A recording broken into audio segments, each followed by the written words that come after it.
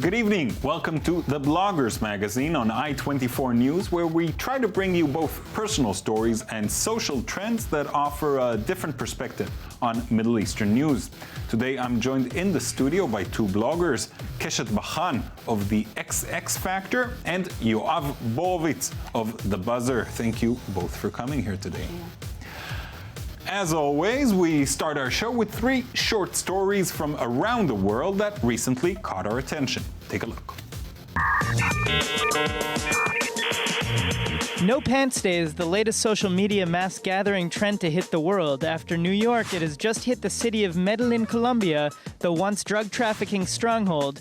Hundreds of underwear-clad protesters, including entire families, took to the streets to shout slogans of freedom. In Iran, a teacher's gesture of solidarity has touched the entire country, even its president. When a little schoolboy named Mahan Rahimi became ill from a mysterious illness, he lost all of his hair. His bald head became a target of ridicule from his classmates. Fed up with the mockery, Rahimi's teacher Mohammed Ali Mohammedian shaved his head, and a few days later, the entire class followed suit.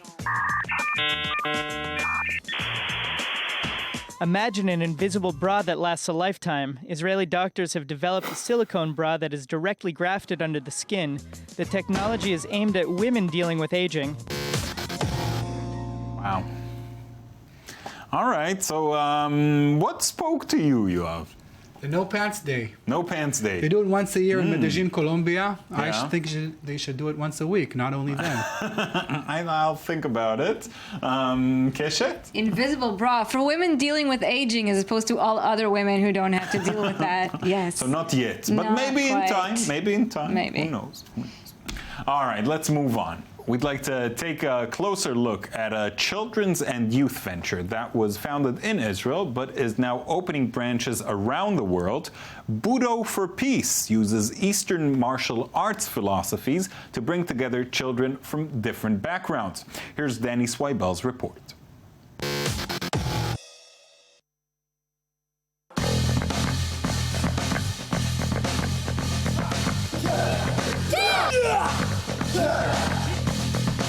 Hi, my name is Danny Hakim. I'm originally from Australia, and I'm founder of Budo For Peace.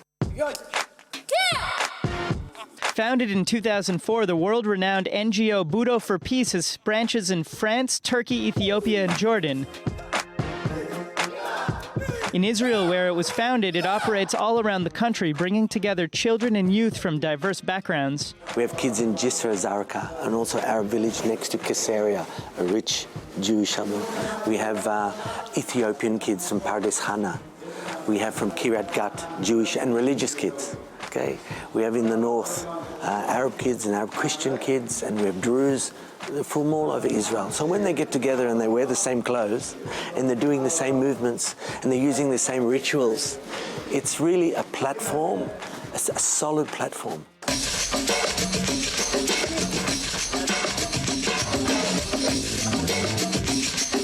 Today, Jewish and Palestinian students are meeting each other for the first time in an after-school session.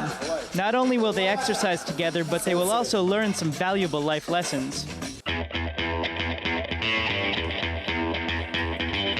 Budo is made from the Japanese words bu meaning warrior and do meaning way. It is the Japanese term for the martial arts code of conduct, which includes resolving conflict by peaceful means and exercising determination, self-restraint, leadership, and mutual respect. I've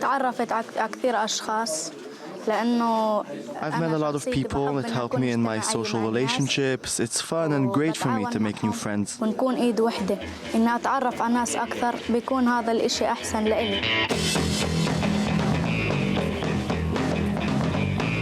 Danny's deep desire to teach in the Middle East stems from his family history connected to the region. My parents are from Egypt, from Cairo and Alexandria, and I was born in Australia. And my grandparents were from Tzfat, 7 generations in Tzfat. And my great-grandfather was the chief rabbi of Tzfat, and his father as well was the chief rabbi of Tzfat. So for me, being born in Australia, coming back to Israel, doing this work, it's like being a returning Palestinian Jewish refugee.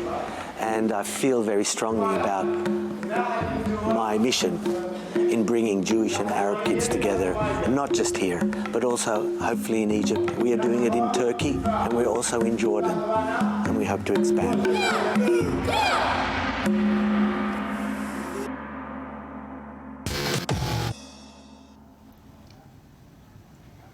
All right, so Yoav, let's begin with you. This is, the idea of using martial arts to bridge gaps between, children.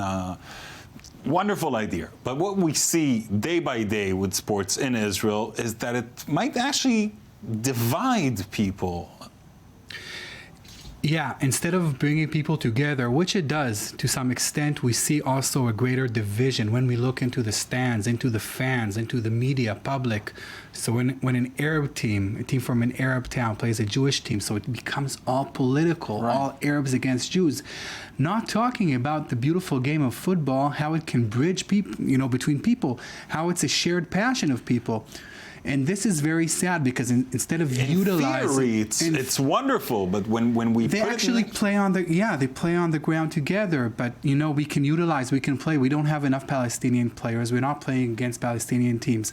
We're not playing together. We have teams like Beitar Jerusalem that say we are not going to have an Arab play. Which is first of all, it's almost unbelievable that it happens and that Israeli authorities allow it to happen. Think about a European team or an American team or an Asian team saying we will not have any Jewish players. Right. Think about the world, how it would react. So how can we in Israel do that? Yeah. And I have an idea. I'm working now on trying to raise money for a professional football team in Jerusalem called Jerusalem United Football Club that will be of Jewish, Muslim, and Christian players playing together, winning together, losing together, playing together, fans, Arabs and Jews, because I think football can really unite people and we can really build on it. And unfortunately, we're not doing it enough, not only in football. It's interesting to note that when it comes to the younger teams, for instance, the under-21 Israeli football soccer team is made up. There are 6 Arab players, a Bedouin, Russians, Ethiopians,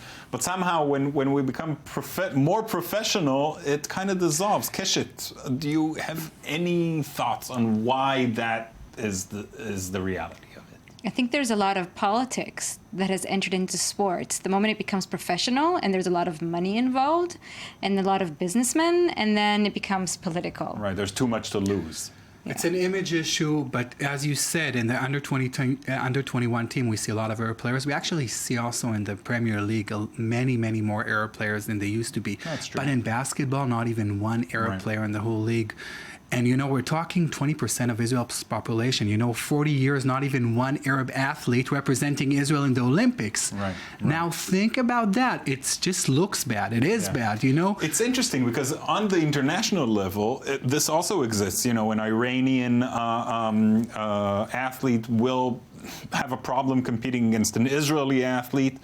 I'm curious if we had an Arab Israeli in that position, how that would look then. They would not compete even against, the Iranians would not even compete against Arab Israelis because they don't recognize the Israeli flag. But as you said, Iranians, Tunisian tennis player who's a very good friend of the Israeli player, Weintraub, and he wouldn't play against him. But we're talking Tunisia, Iran, it's close, but it's also relatively far. But let's check out what's happening here with the Palestinians, with the Arab Israelis. Let's try to use sports as something that bonds us. Right. All right, thank you for that. Still on the subject of sports, there is a new underground phenomenon in Iran, one that may break perceptions of gender roles in the Middle East. Female bodybuilders are competing in social media organized competitions under the radar. Let's see these powerful women in action. Not so easy to be a bodybuilder in Iran, especially when you're a woman. When the sport is just taking off for the female athletes in the country, their limits are increasing. It is compulsory for them to wear the Islamic dress and burqa in order not to look like a man. They don't want bulky shoulders or visible calves. To have a muscular body, the way is full of hazards. Most coaches do not have the required level of certificates, which have led to many injuries. However, gym owners in Tehran still refuse to organize underground competitions because they are too afraid to get into trouble. Therefore, low-key competitions are organized through the internet and social networks. The future of them remains uncertain, while it would have been really popular in the men's category. But women won't let it go. Football, climbing, chess, taekwondo, or running, they participate in international contests, and the municipality of Tehran complied with an increasing demand, creating many sports associations. If some Iranian athletes stand out with their brilliant performance on the international stage, backstage the question is treated differently. Elham Ashgari won the local record for 20K sea swimming with a 6-kilogram wet Islamic swimsuit, but she was turned down. The reason? Her integral swimsuit did not respect the Sharia. Once again, the Islamic Republic shines with its paradox. It's a woman who opened the way to the Iranian athletes in the Sochi Olympic Games, but only with a long skirt and no slit, please. Right, Keshet, let's begin with you about this one. What do you think is most significant about this? I think that it's really kind of distilling down the phenomena of women breaking into a new genre of sport. Right. If we think about the late 60s and early 70s, that was the first time that women were allowed to run in the Boston Marathon. And that was, you know, huge breakthrough. I mean, women have always been struggling against the idea that there are certain kinds of sport that are only right for men and not for women. And it's really a question of breaking the glass ceiling. And when you add the layer of traditional societies where women are already considered, you know, not equal to men and not being able to participate in public life in quite the same way, it takes on new significance. Yoav? Yeah, you know, a few years ago I wrote a story for Haaretz about Israeli women swimming. And you hear a lot of mothers talking about not wanting to send their daughters for swimming because it broadens their shoulders. You hear all those, you know, misconceptions and things that are chauvinistic thought.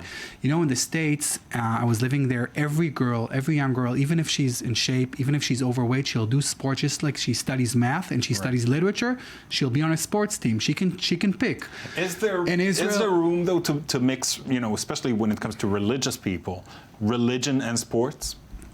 Religion and sports never really went together, and I'm talking about all religions, but here we're living in a mostly secular society, and still not enough women, not enough young women participate in sports, and that's something that Israel in the last few years started to look at and to try to change, but it takes time. Why do you think that is? Well, I mean, it is about, first of all, religion is patriarchal institution. So, you know, it's not in favor of women right off the bat, but it's also about investment. If we look at the right investment, if we look at what the British government did with their athletes, 2012 was the first Olympics where you had the same number of female and male athletes competing in all the different types of sports, and that's a question of investment. Exactly, it's a matter of funds. We know we have Title IX in the States since the 70s. Every dollar that you put into male sports and universities, you have to put into female sports. And we're talking billions of dollars. So eventually you have a lot of medalists who are women, you know, just as many as men. That's certainly not the case in most of the world. Of course not. Of course not. And especially here in Israel and the Middle East, still, you know, the feminist movement still needs to promote this concept of women in sports. We're working on it. You are? What do you do for it? I am a fitness instructor, so I'm working on it personally. All right, thanks. Thank you for that. Every week we ask our bloggers to bring us something that may have escaped us somehow in the social sphere. Let's begin with Yoav. What do you have for us? I would recommend a website. It's called Football for Peace. It's an NGO. It's a British and an Israeli Palestinian NGO sponsored by the British Council, and it really supports grassroots football in Arab villages and Jewish villages in the north and in the south. British instructors come every summer, every winter, and, you know, train those kids in football. And the important thing is not the football, but the fact of them being together, playing together. And I think people should check it out and even support it financially if they could. It is ongoing for the last decade, yeah. Wow, that's a beautiful thing. Footballforpeace.eu. And is it possible to donate for this cause and help? For sure. That's great. I'll check it out. What about you, Keshet? I'm bringing in something from social media sphere. In fact, it's almost like encyclopedia of social media, and we are talking about Mashable. And if there's anything you want to know about what's happening in Facebook and Twitter and LinkedIn and Snapchat and some things you haven't heard about yet, Mashable is where you go to hear about it first. Yeah, definitely. It's a very, very popular site with how many 3 million followers on Twitter and rising. And rising. So join the crowd. I'm sure that following your recommendation, it's going to go up at least by a couple million. At least. Absolutely. All right. It is very interesting, a very interesting site. I also recommend it. I'd like to thank you both, Keshet Bachan, Yoav, for coming on our show today. And thank you at home for watching as well. You can find our previous shows on our website, i24news.tv. You can also find us on Facebook and on Twitter. You feel free to contact us through those platforms and tell us what you thought about our show. And be sure to join us again next week for another Bloggers.